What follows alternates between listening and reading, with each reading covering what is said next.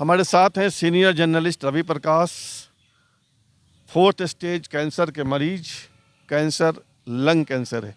इनसे हमारी बातचीत जारी है। रवि जी, जब कैंसर कंफर्म हो गया तो आपने पहला कॉल किसको किया और उसके बाद किसको किया? पहला कॉल मुझे उस दिन जाना था दूरदर्शन।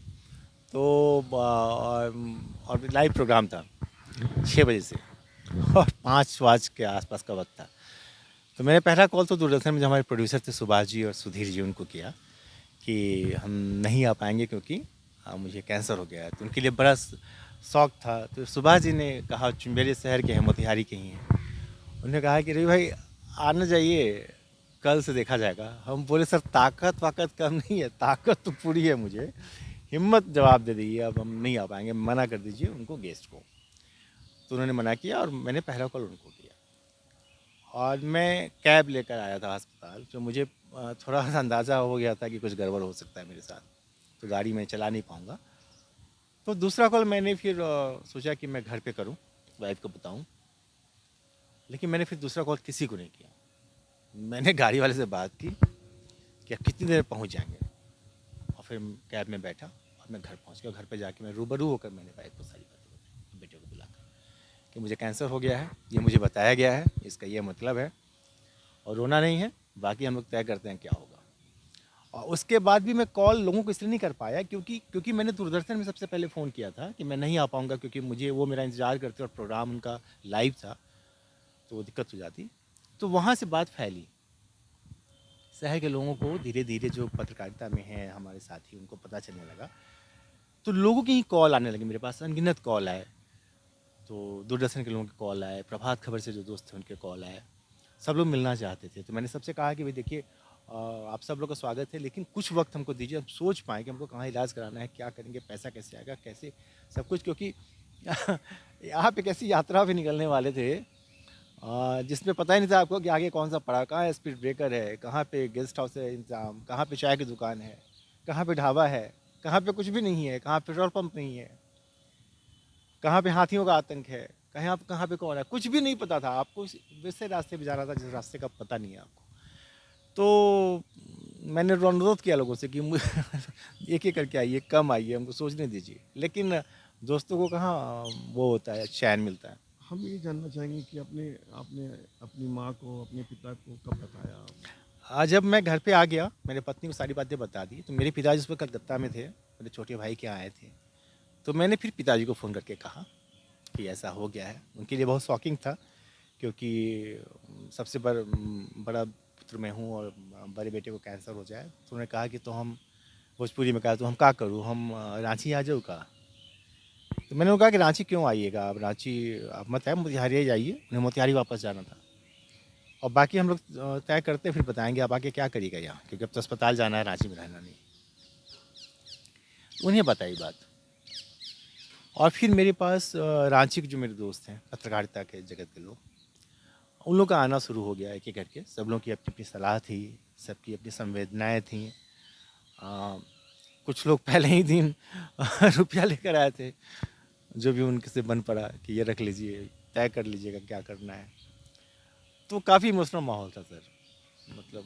जाहिर है कि बहुत खर्चीला है कैंसर का इलाज, और जब डॉक्टर कह दे कि फोर्थ स्टेज का कैंसर है तो ऐसे ही जी घबराता है। तो कैसे आपने, खर्च का इंतजाम कैसे हुआ, किस किस ने मदद की, कहाँ आपका इलाज चल रहा है? मेरा इलाज चल रहा है टाटा मेमोरियल हॉस्पिटल मुंबई में, जो कैंसर के इलाज के मामले में भारत में प्रतिष्ठित अस्पताल माना जाता है, और है भी। मैं महसूस भी कर रहा हूँ 2 साल से। जब मुझे कैंसर का पता चला तो 30 तारीख थी, 30 जनवरी, और महीने के आखिर 30 में जनवरी 2021। 21।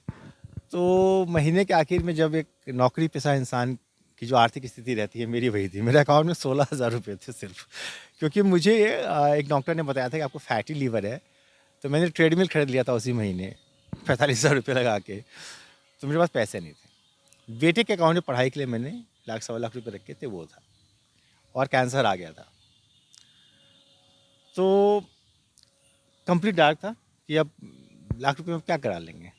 और बच्चे का तुरंत ही आईआईटी दिल्ली में एडमिशन हुआ था, और मैंने आईआईटी की फर्स्ट सेमेस्टर की फ़ी जमा की थी, एडमिशन फ़ी वगैरह। जमा करना पड़ा था। तो आगे की पढ़ाई भी कैसे करा पाते, ये भी एक चिंता थी। तो उसका पैसा भी निकालना मेरे लिए बहुत संभव नहीं था कि 1 लाख रुपये मैं उसके अकाउंट में अगर है तो मैं निकालूँ। मेरे पास सिर्फ 16,000 रुपये थे, तो मेरे पास बड़ी चुनौती थी आर्थिक। लेकिन मैंने बताया ना आपको कि कुछ दोस्त वैसे थे जो आके लिफाफा पकड़ा के, लिफाफे 500 रुपये है। कुछ दोस्त वैसे जो पकड़ा गए उसमें 10,000 रुपये थे। तो ऐसे दोस्त, कुछ वैसे दोस्तों ने पहले ही दिन मुझे पैसा दिया बिना मांगे। अभी कोई प्लानिंग भी नहीं थी पैसे की, मुझे ज़रूरत भी नहीं थी, मैंने सोचा ही नहीं था कि मुझे कितना लगेगा। उसके बाद मैं थैंकफुल हूँ उन सभी लोगों का, जब क्राउड फंडिंग के लिए अच्छे लोगों ने अपील की। रवीश कुमार जो जाने माने पत्रकार है, देश के मैग्सेसे पुरस्कार उनको मिला, उन्होंने, अजीत अंजुम ने, और पत्रकारिता में जितने लोग मुझे जानते हैं, आप सब लोग उसमें शामिल हैं। सभी लोगों ने अपनी अपनी हैसियत से अपने अपने सोशल मीडिया पे लिखा। और आप सब लोगों की अपील से जिन अनगिनत लोगों ने, जिन सैकड़ों लोगों ने, हज़ारों लोगों ने मुझे पैसे भेजे, चाहे वो 1 रुपया भेजा हो, चाहे वो 1,000 रुपया भेजा हो, या एक आध वैसे लोग जिन लोगों ने 1 लाख रुपये भेजे हों, मैं उन सभी लोगों का एहसानमंद हूँ।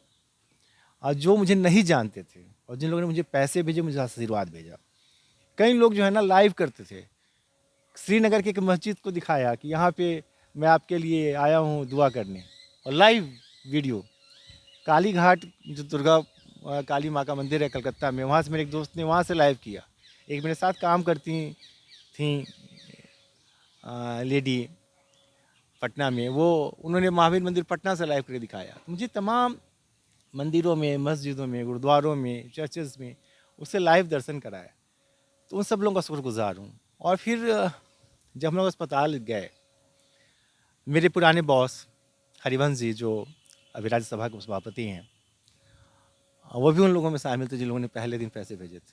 उन्होंने भी पैसे भेजे, अमाउंट नहीं बोलूँगा बहुत सारे लोगों का, क्योंकि ये उचित नहीं है, गोपनीय चीज़ें हैं। लेकिन वो पहले दिन पैसा भेजने वालों में हरिवंश जी भी थे, और उन्होंने मेरे लिए अस्पताल में भी कुछ लोगों से बात की ताकि मुझे दिक्कत नहीं हो वहाँ जाने पर, और वैसा हुआ भी। तो कितना महीने का कितना खर्च हो जाता है?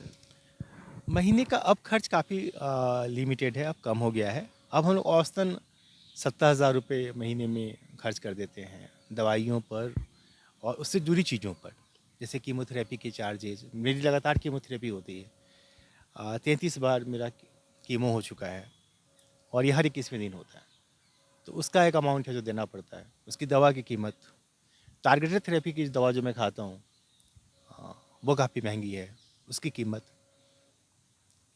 हाल के दिनों में पैंक्रियाटाइटिस हो गया है, तो पैंक्रियाटाइटिस की जो दवा है वो एडिशनल 6,000 रुपया बढ़ गया, बजट में जो नहीं था उसका खर्चा। और अस्पतालों का चक्कर लगता रहता है। पिछले 3 महीने में मैं 2 बार मुझे एडमिट होना पड़ा है अस्पताल में, और तकरीबन 2 लाख रुपये हम लोगों ने उसमें लगा दिए। तो इस तरह के खर्चे हैं जो फिक्स जो अमाउंट है 60-70 हज़ार रुपये का, उसके अलावा तो ये सब मैनेज इस तरह हो जाता है कि एक तो मेरे जो एम्प्लॉयर्स जिनके लिए मैं काम करता हूँ बीबीसी, तो बीबीसी ने मतलब मैं एहसानमंद हूँ बीबीसी का, जो उन लोगों ने मेरी सैलरी जारी रखी है, मुझे सपोर्ट किया, और लोगों ने अपनी सैलरी से पैसे निकाल कर भेजे, और इसकी बदौलत मेरा घर चल रहा है। मुझे दिक्कत ही नहीं हुई, मुझे मेरा पैसा मतलब जो आता था वो रुका ही नहीं, तो घर चलने लगा। दवाइयों के लिए दोस्तों ने मदद की शुरू में, और जो अनजान लोगों ने मदद की उससे कुछ पैसे आ गए। सरकार ने मेरी मदद की, तो झारखंड में मुख्यमंत्री गंभीर बीमारी उपचार योजना है, उससे सरकार ने मदद की। मुख्यमंत्री हेमंत सोरेन जी ने व्यक्तिगत तौर पे 2 लाख रुपये अपने राहत कोष से मेरे बेटे को दिया बुलाकर। तो इस तरीके से तब का फंड अरेंज हो गया। अब तक कि रेकरिंग फंड कैसे अरेंज होगा, जो बाद में इलाज, की 2 साल से मैं इलाज करा रहा हूँ, ये लंबा चलेगा जब तक मैं जिंदा हूँ, और हर महीने खर्च हो रहा है। और सैलरी तो उतनी ही आती है जितनी आएगी, और उससे आपका घर का खर्चा चलता है। तो मैंने फिर कुछ प्लान करके, क्योंकि मुझे ये डर है, और ये डरना चाहिए भी, क्योंकि डेटाज हैं वो उस तरीके के हैं कि अगर स्टेज 4 का लंग कैंसर है, और जिस ट्रीटमेंट पे मैं हूँ उस ट्रीटमेंट पे अगर कोई मरीज़ है, तो उसकी लाइफ का अपना एक आंकड़ा है, और वो आंकड़ा भारत में कम होने को तो एक दिन का भी है। 6 साल 5 साल तक लोग सर्वाइव करते हैं। तो जब तक मेरा सर्वाइवल है तब तक तो इलाज का खर्चा, और सर्वाइवल के बाद घर के चलने का खर्चा। तो इसके लिए फिर मैंने कुछ ज़मीनें गांव की जो हैं उनको सेल आउट किया है, और मैं अब बाकी भी सेल आउट करना चाहता हूँ, कर दूंगा, ताकि वो पैसे जो हैं जो ज़मीन में फंसे हुए पैसे हैं वो कैश के तौर पे आ जाएँ घर में।